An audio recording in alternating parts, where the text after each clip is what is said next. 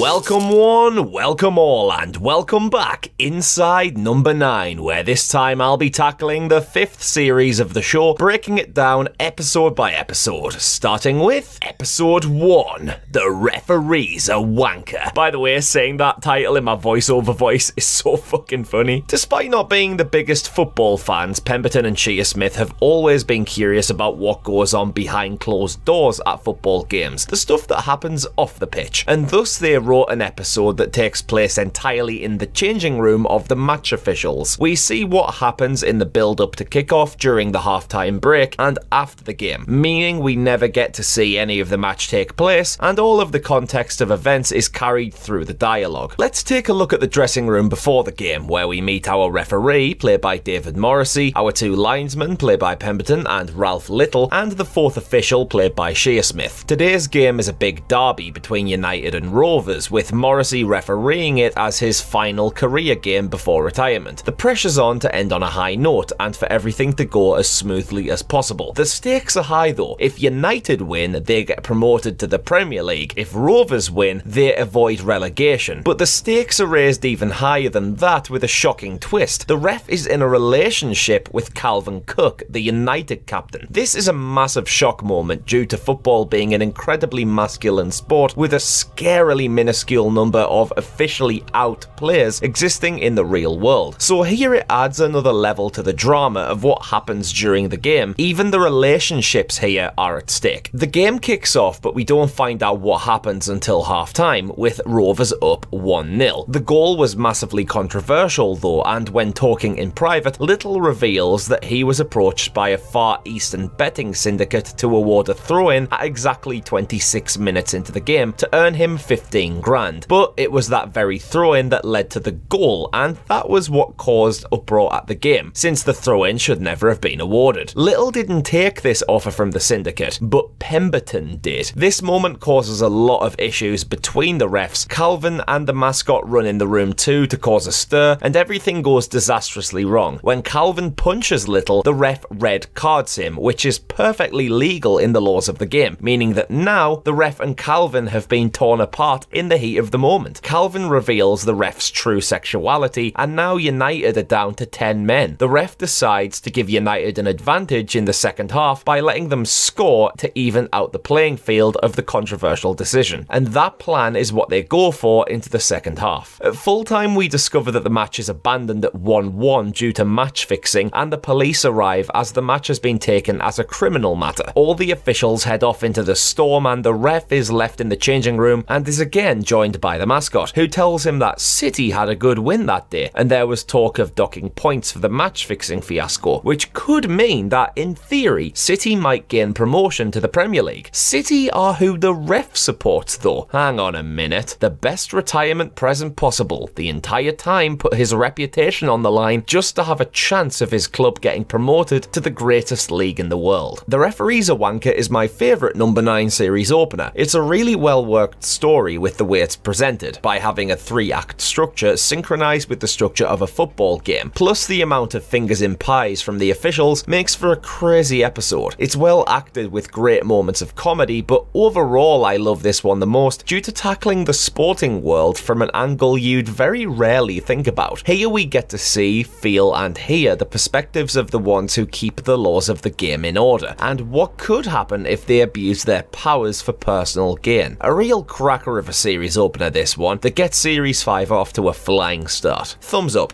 Episode 2.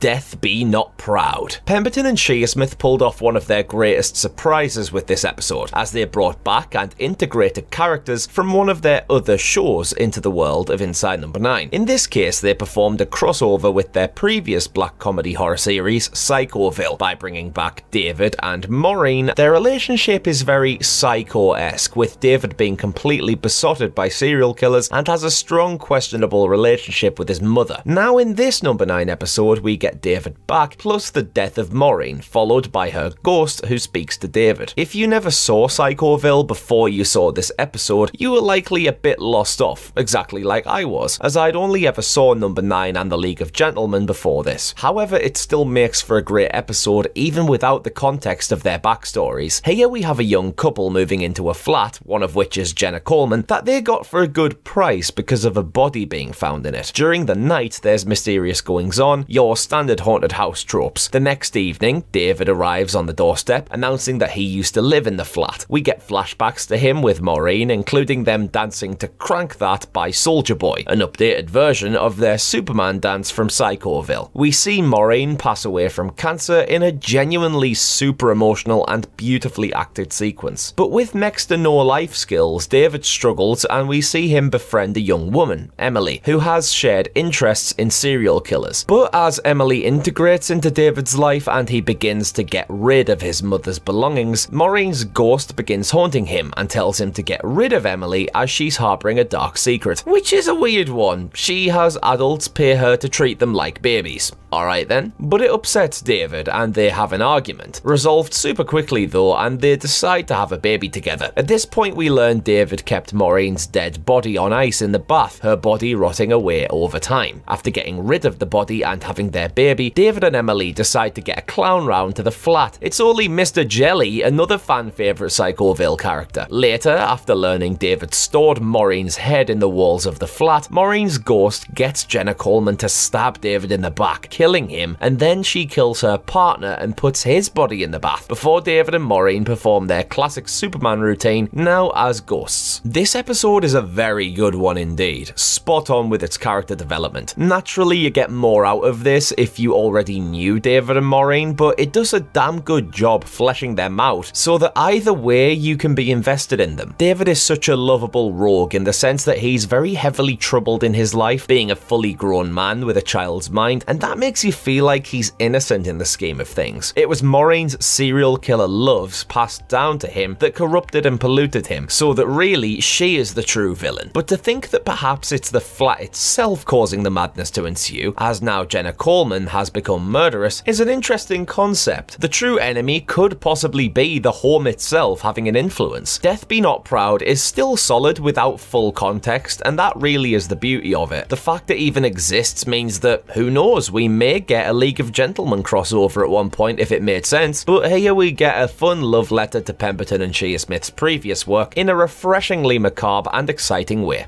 Episode 3. Love's Great Adventure. This is one of the more interesting number 9 episodes in terms of structure, as we are presented with an advent calendar, representing December of course, and each segment of the episode is a scene from the day behind one of the open days on the calendar. The first few days on the calendar introduce us to Pemberton as a father with his wife, grandson, and daughter. The daughter, Mia, gets into an argument with the mother over a dress she wants for prom, but it's deemed too expensive, and they have a bit of a spat. On the fourth day, the grandson flosses, so I immediately despise him. Nah, just kidding, he puts in a great performance for how young he is. On day 5, we get more hints that the family aren't financially well off, with Pemberton on the phone asking if he was able to skip a payment for it being Christmas, and this adds to the mother's hesitation of the price of the prom dress earlier. We skip over day number 9, evidently something hugely important happens there, and jump right away to day 10. Now we see Pemberton with an inexplicable black eye and a cast on his arm. Obviously our context for this is behind door number 9. When carol singers arrive at the door and the mother goes to get money from their savings tin, there's not a single penny inside it. The grandson begins to make some food while the parents argue in another room, their shouting voices muffled through the walls. This scene in particular hit close to home for me. We get some hearsay that a family member named Patrick has been spotted locally, and you can tell by everyone's reaction that there's something in the past that makes him significant. Again, behind number 9 perhaps? Well, we do meet Patrick. He's the father of the little boy. He's clearly on the rocks with a problematic aura about him. You can tell he's the black sheep of the family, and we begin to learn why. He broke into the family home to find the money tin, and his dad comes in the room and spots him taking the money, wanting to use it to feed his heroin addiction. And that's when we see the two fight. This is so raw and real. It's a masterpiece in demonstrating the true nature of relatives going at each other's throats. We learn that Patrick owes a lot of money to evil people over the heroin addiction, or they're going to come and do some serious harm. At a family dinner, the door begins to knock hard. Thankfully, it's the police who say that the loan shark in question was knocked down in a car accident, so the problem, thankfully, is dealt with. Sadly, the episode ends on a pretty bum note, but then again, this never needed to be an enormous shocking climax, because that's not what this episode is. Love's Great Adventure is a realistic exploration of the most tangible family ever written for this series. It's acted in a way that feels unscripted, and that the camera in the room is just a bystander to this family living their day-to-day lives. The episode just has this vibe about it where you're transported into the real world, not into crazy supernatural or fictional ones. This is Pemberton and Shea Smith at their purest. They've barely written characters here, they've provided us with everyday people from that thin line between working class and middle class. They're not poverty stricken, they've got a roof over their heads and many things that a lot of people would dream of, but money problems have got them on their arses and fighting to make do. Then there's the relationships between all the family members, where they've been mostly torn apart by money problems, which is one of the world's most common causes of broken bonds. However, the bonds here aren't fully broken. Despite the heartbreak and bruises and shouting and tears and disappointments and lies, this family is there for each other. They remain loyal within the chaos, and that's the most important factor that reunites those broken bonds. Love's Great Adventure isn't always happy or safe or prosperous. It's rife with falling out, misunderstandings, taking advantage or making selfish decisions. But at the end of it all we have left is each other, and love will always prevail in one form or another. This entire episode is so understated, but that's the main reason why it's one of number 9's most powerful offerings to me. One of my most underrated ones, this, and fully deserves a high level of praise.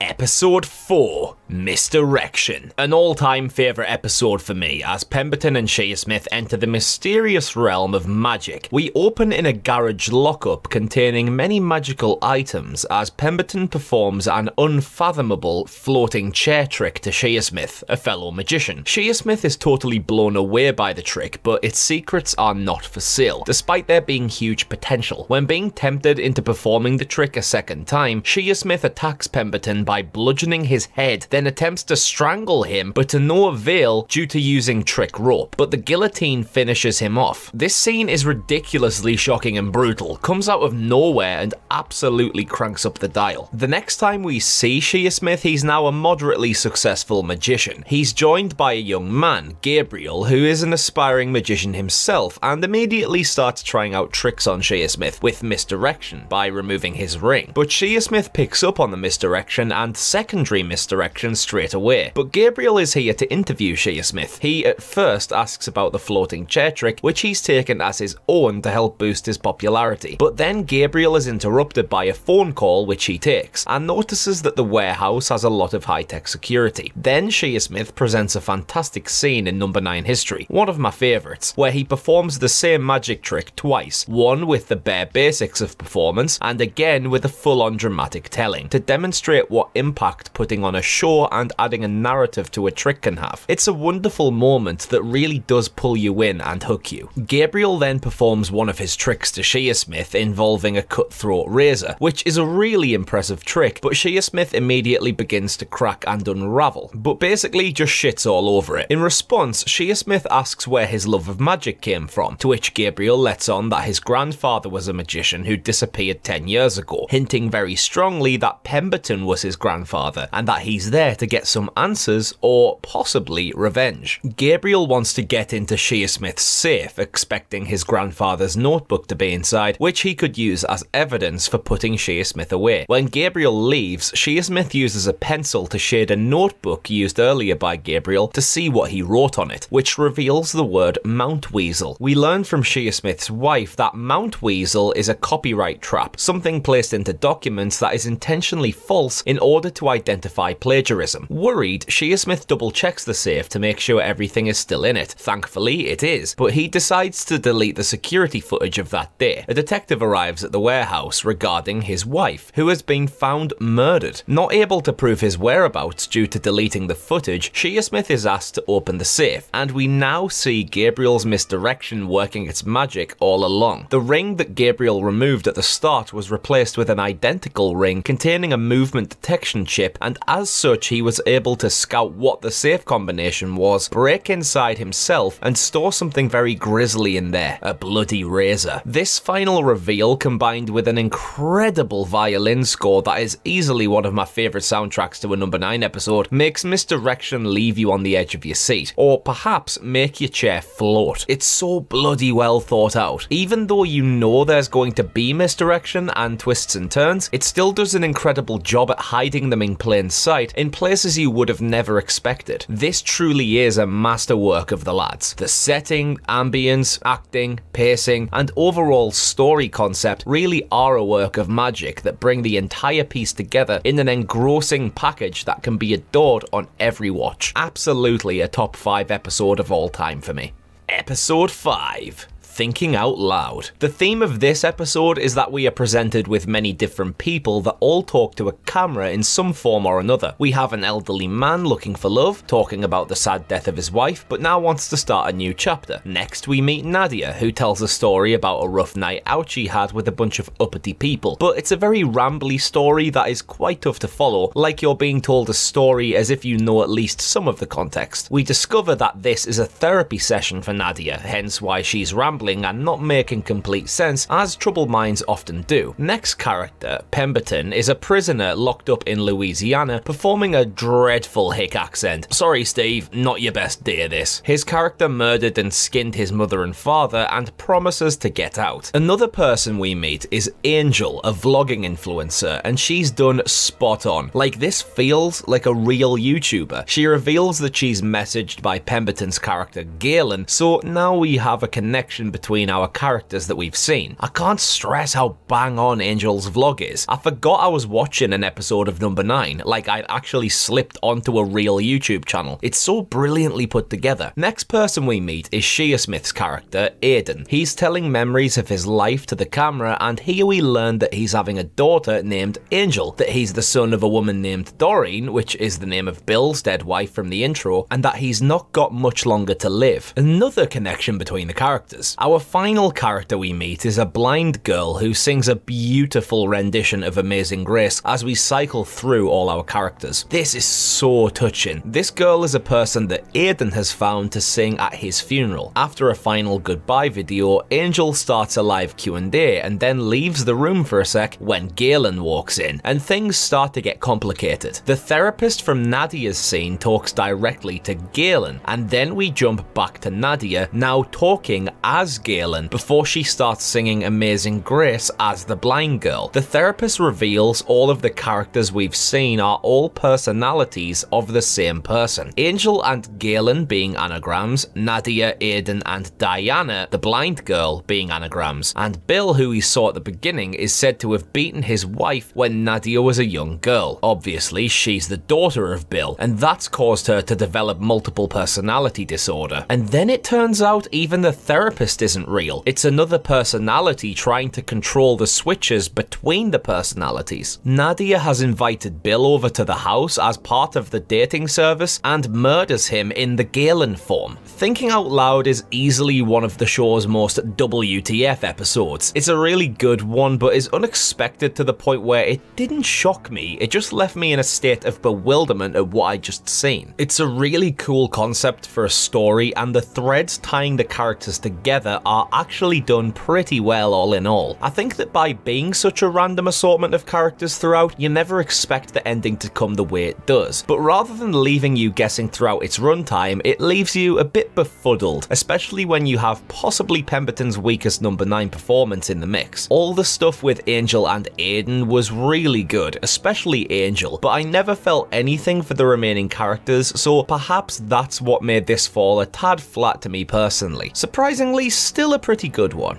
Episode 6. The Stakeout. It's time for the horror finale yet again, and this one is by a country mile my favourite. The episode follows two policemen in a car on watch in a graveyard, one of the simplest settings ever in a number 9 episode. The entire thing is a driver's seat and passenger seat with our only two characters side by side, but the ingredients here are blended beautifully. The episode starts with Shea Smith dead in the back of the car, and then we jump into the backstory of what caused it. Must say that immediately here this episode's score is one of my favourites ever, the violins again being outrageously haunting and topping Misdirection. Series 5 as a whole has the best incidental music of the whole run for me. Anyway, the two coppers have a back and forth bantering, just general phatic talk, followed by some riddles. We get some amusing scenes where Pemberton gets a curry out the glove box and munches away at it, with Shea Smith being repulsed by it, but the conversation gets serious again. Pemberton's previous partner in the police died, so now he's got Shea Smith as his new partner, but he retains a lot of dark thoughts and heartache. They keep pulling the conversation back to fun with more riddles and games, but during a storytelling game, Pemberton reveals the fate of his partner. He had his throat slit in the same car. He had a wife and multiple kids, but was murdered in an instant. So is the risk of being a police officer in the line of fire. After leaving the car for a piss, Shea Smith talks to Control on the radio, but her conversation implies that they should be parked nearby